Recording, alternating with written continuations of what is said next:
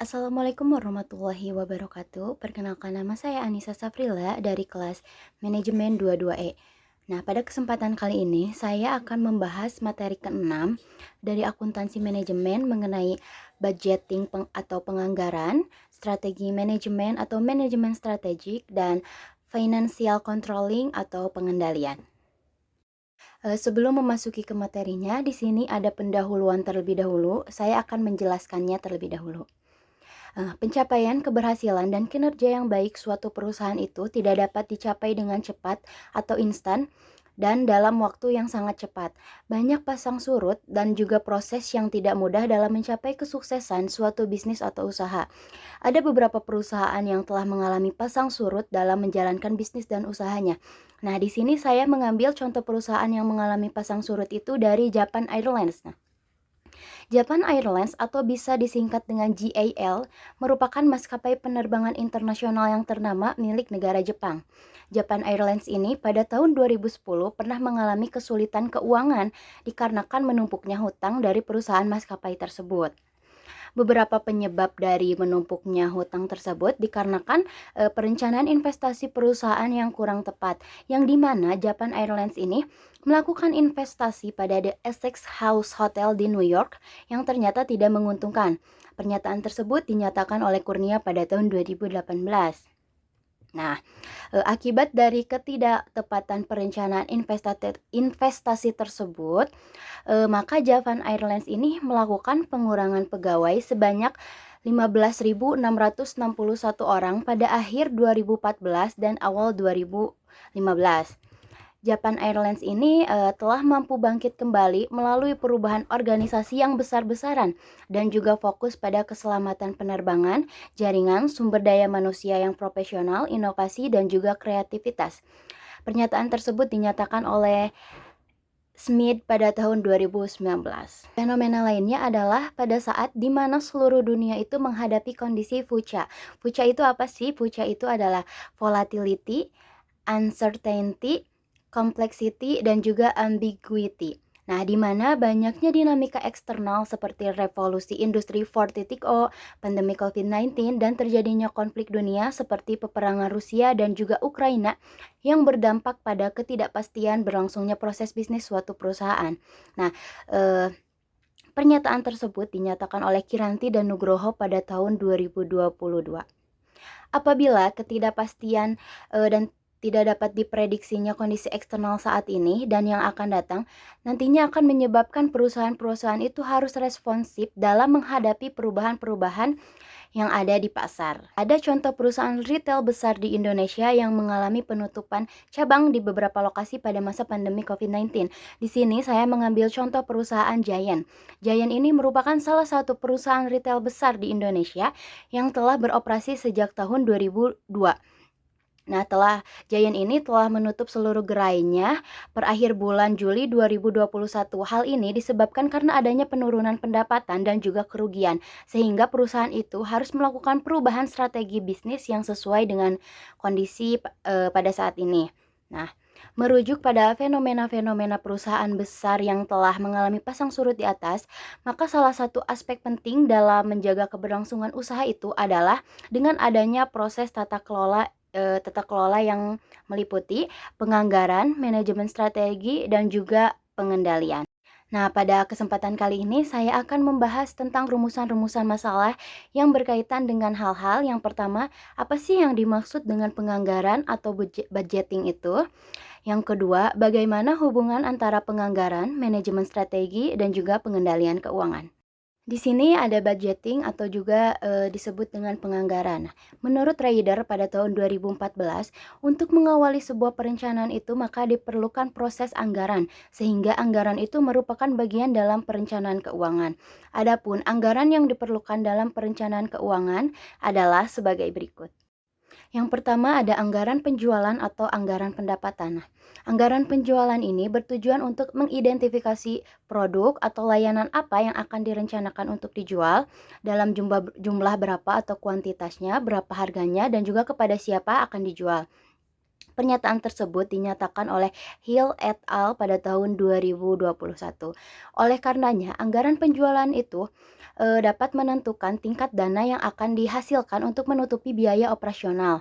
Dengan demikian, apabila pendapatan yang diterima dapat melebihi biaya operasionalnya atau surplus, maka perusahaan memperoleh laba. Namun sebaliknya, apabila perusahaan itu mengalami defisit, maka perusahaan akan mengalami sebuah kerugian. Apabila perusahaan itu mengalami kerugian, maka perusahaan harus mencari sumber untuk menutupinya dari beberapa sumber seperti pinjaman, modal, atau melakukan penjualan aset perusahaan. Yang kedua ada anggaran produksi. Jika merupakan perusahaan manufaktur. Nah, anggaran produksi ini bertujuan untuk menentukan tingkat atau jumlah produksi atau layanan yang akan diproduksi atau dihasilkan dengan mempertimbangkan jumlah persediaan yang dimiliki. Pernyataan tersebut dinyatakan oleh Guir Mares et al. Pada tahun 2012. Selanjutnya ada tentang anggaran operasional.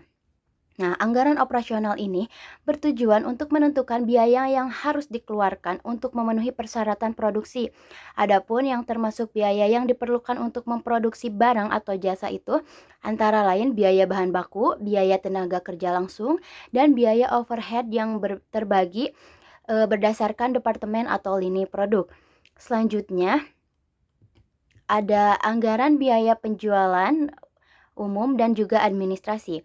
Adapun biaya penjualan umum dan administrasi ini meliputi biaya pemasaran dan administrasi ini seperti pemasaran atau penjualan, biaya terkait akuntansi, biaya terkait personalia, biaya terkait hukum, biaya terkait sistem informasi manajemen, biaya terkait eksekutif atau direksi, dan sebagainya. Pernyataan tersebut dinyatakan oleh Jaworski pada tahun 1988.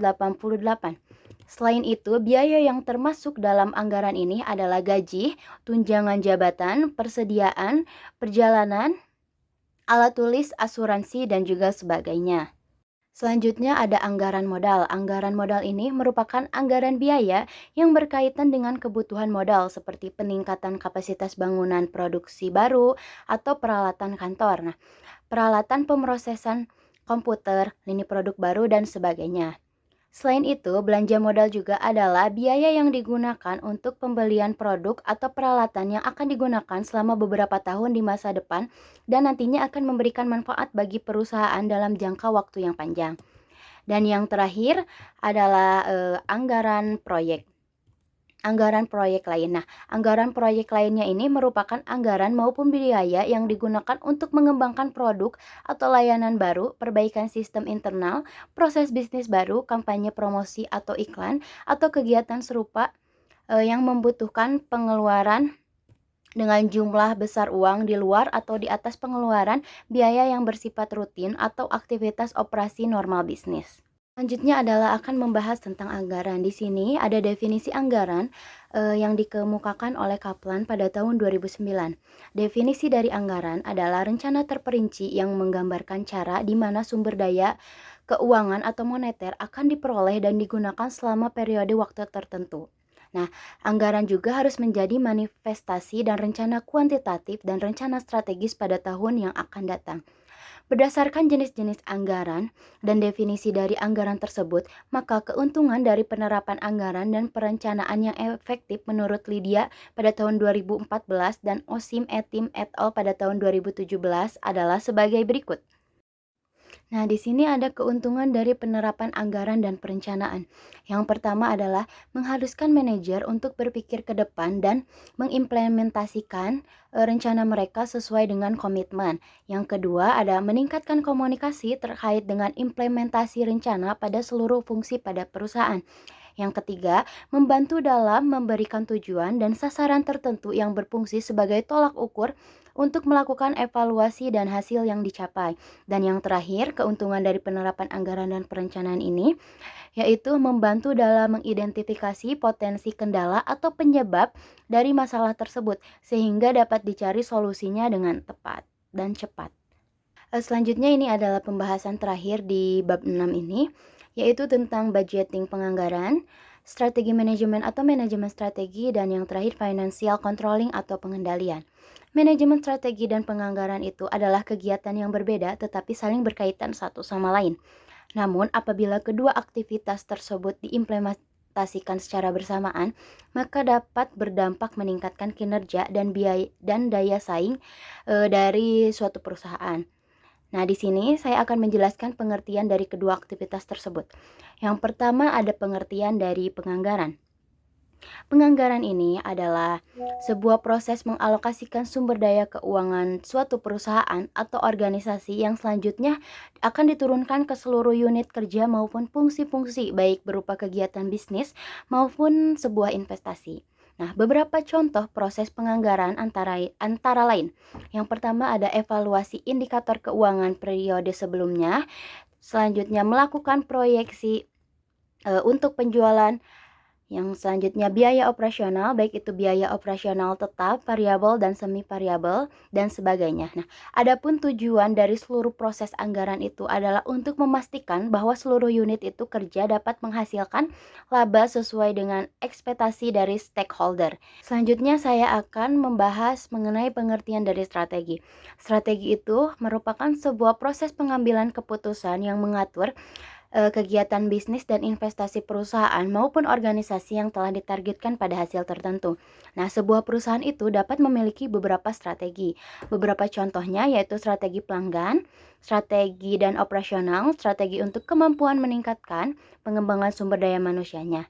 Nah, proses dari manajemen strategi pada sebuah perusahaan maupun sebuah organisasi dimulai dengan penetapan visi dan misi yang dibuat secara realistis sebagai tujuan dan juga sasaran serta arah perusahaan. Setelah arah perusahaan itu ditetapkan, kemudian proses manajemen strategi dilanjutkan dengan menganalisa dan perencanaan strategis, serta diikuti dengan implementasi rencana dan diakhiri dengan evaluasi hasil pada periode yang telah dilaksanakan. Nah, peran manajemen strategi dan juga penganggaran ini tentunya memiliki sebuah perbedaan. Manajemen strategi itu dirancang untuk menetapkan tindakan perusahaan, mengidentifikasi strategi yang akan digunakan untuk bersaing di pasar, dan untuk mengatur bagaimana mengukur kegiatan internalnya.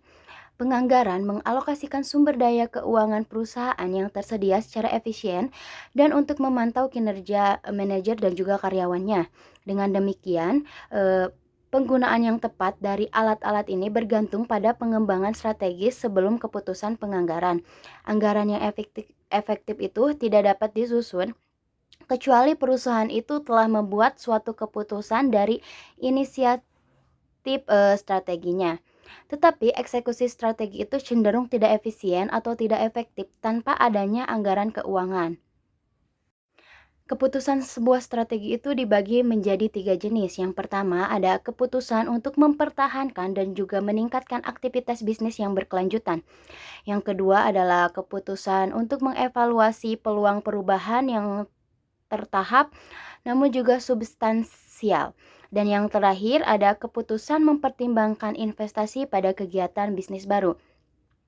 Oleh karenanya, terdapat pemisahan penganggaran operasional dan juga modal yang menunjukkan implikasi dari keputusan yang berbeda, sehingga terdapat perbedaan antara pengalokasian dana untuk kegiatan yang eksis atau ada dan juga kegiatan yang baru. Panah antara berbagai jenis perencanaan dan penganggaran itu menunjukkan pengaruh timbal balik yang mereka miliki. Mungkin cukup sekian yang dapat saya sampaikan mengenai materi keenam ini. Mohon maaf bila ada kesalahan dalam penyampaiannya. Terima kasih. Wassalamualaikum warahmatullahi wabarakatuh.